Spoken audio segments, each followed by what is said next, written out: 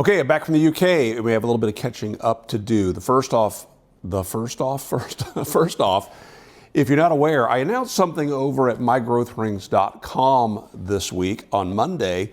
Monday of this week is 45 days until Christmas. It's now after that. So as you're thinking about gift giving these upcoming holidays, I thought I'd give you a little bit of a prompt and also to issue you a little bit of a challenge. Over at mygrowthrings.com, everybody, whether you're a free or a paid member, has access to something that are called challenges. When you log into your account, on the left-hand side, above all the chats, there's a link to challenges. And you'll see there, I've launched something that first week with the new tongue. Anyway, over there I've launched something that I'm calling Legacy Makers. And the idea is we could all make gifts for other people, but for me as a grandfather of 9, one of my favorite gifts is spending time with the grandkids in my shop.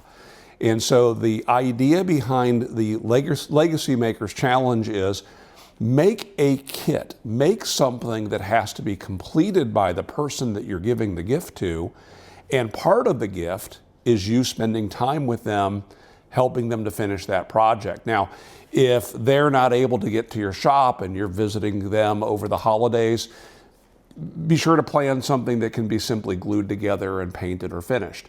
But if they can spend time in your shop, that's even more better. So there are kind of 2 levels of this. First off, I have created in the chat area, in the public free chat area, a Legacy Makers chat where we can share our ideas, bounce some things off of one another, and what are you thinking about making? Here's what I'm thinking, and maybe give some advice to one another. And to enter the challenge itself, you click on challenge, you find it, and you join. And there, all I want is your finished ideas. So we can do our brainstorming in the chat, but when you're ready to submit your idea to the challenge, and at that point it could be drawings, it could be the actual finished pieces that you've made, whatever. But I would love for us to all be involved in helping one another to continue the legacy of this amazing hobby. So there's my first thing. 2 other things came up this week. Recently, again, over at mygrowthrings.com, in the chat section, there was a gentleman, I jotted his name down on this box, Martin, who said he found a replacement wheel that is a perfect match for the idler wheel inside of the Shopsmith strip sander. Now, when you purchase your strip sander, you would get 1 idler wheel. Let's tilt this table so you can see a little better. We'll also put that down on the floor, and that way it's out of your way. Oh, you really can't see this very well. Sorry. We'll go this way with it. There we are. I have added a second idler wheel because in some applications, you might need a second one.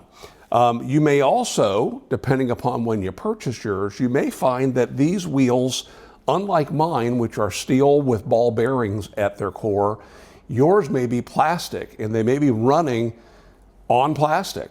And so what Martin observed was that you could purchase a set of 4 of these from Amazon, as well as one other accessory that's needed to make this work. Now, as I look at this, I see 2 challenges with it. The first one being, I know that these idler wheels are slightly, what's the word?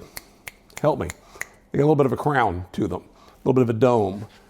Those don't appear to have that. Let's pull this belt off here and pull one of these wheels down.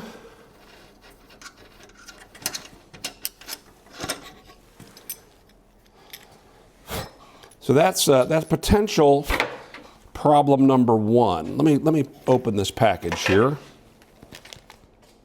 All right, so if we hold these together, you can see that this one has got a crown and this one does not. Now, that's not the end of the world. That could be added to this. That's going to require a little bit of shaping. We may even be able to do that by powering it right up on the strip sander and shaping it with sandpaper, or maybe we'll put this in a chuck and turn it. But the other challenge, okay, they are the same width, but they are a slightly different diameter.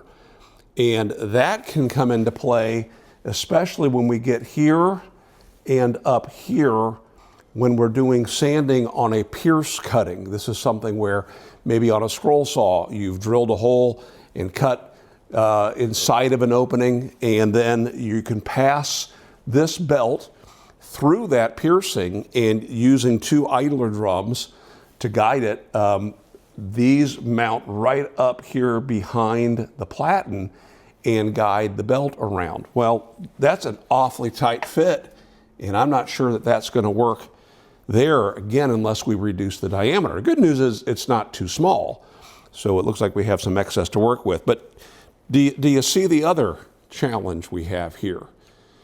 And that is this one doesn't have the proper bore, and it doesn't have a standoff on it. And so that's the other half of Martin's idea, and that is, he says that by purchasing this part, again, pick this up on Amazon, and this came with 5, so I have spares. I should be able to put this sleeve inside of this bearing, and that would produce the proper length. We will need to put some washers behind here to get that to stand off the proper amount, because that length right there does not include that. So yeah, so what we got here is we got a kit, and we'll have to work on this and see how that comes out. Now, the other conversation that took place this week, let me get this out of the way. The other conversation that took place at mygrowthrings.com had to do with the bandsaw fence. Let's take a look at this up close. So believe it or not, there have been 3 different versions of this upgrade fence. The old original Magna bandsaw had a cast iron table, and at some point in the late 80s, Shopsmith introduced this bandsaw table, a variant of this. And this isn't the very first one, and it's not the most recent one. The most recent ones have a wide, smooth band of aluminum, so the grooves that you see here don't go quite so close to that insert. But all of them have the T-slot, which, again, we never had that on the old cast iron table. And they have the ability of adding a fence rail and then attaching a fence. Well, like I said, there were 3 different versions of this fence produced. The very first one, I got to take this one off to see which generation I've got here. Yeah, this one you can see when I turn the knob, I'm simply moving this part onto the rail and pulling this tight against the rail. There's another version that has a little finger flap, kind of like the Mark V Model 500. And the original version didn't have a rear clamp. And people complained about that. I never had any issues whatsoever with the fence deflecting without the rear clamp, but some folks did. And so they added the rear clamp, but with that added the challenge that Bud was reporting. And let me get you in close so you can see what could happen. You are now sighting down that fence, and currently I have the clamp lever up. You'll notice that as I pull this lever, that pulls the clamp tight against the table, and actually there's a little bit of a bevel that it's locking against here. If I loosen this up, you can see that it's clamping on this surface right here. The casting of the table has a little bit of a notch, and what happens is when you bring this fence over here, especially as we're getting in close, as we're making a very tight resaw cut, it's possible that that clamp will slide over and can get in the way of your cut. If I can exaggerate this, if I gotta pull it Got to get it just right. There we go. And now as I'm riding along the fence with my stock, my fence is pushing the stock away, and this is causing problems within the cut.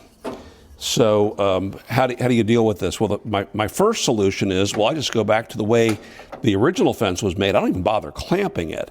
Unless you're applying a ton of pressure against the fence, I don't see a reason to clamp it. But if you do need to clamp this, then perhaps what you need to do is to add yourself an auxiliary fence to the face of this fence so that when you bring this over, you're still clamping down on the bigger portion of the table. So, Bud, you're not seeing things. You're exactly right. That is the way it is. And that's how you solve it. I'm curious to know if that's ever been a problem for you, if you've got the upgrade table and what version of the table, and if you have the upgrade fence and what version of the fence. You may never have looked closer to it than the version that you own and may not even know that there was a difference between them. Yeah, there was a difference. And back over here to the strip sander, is this something that you've needed? Any advice on how to trim this down? I'm assuming this is, what is that, UVH? No, I'm mixing my terms up. What do they call this? Nylon. Yeah, it's nylon is what that is. Oh, any recommendations on shaping this accurately? I appreciate your feedback, questions, comments, and cheap shots. And we'll be back real soon. All right, make it a great day.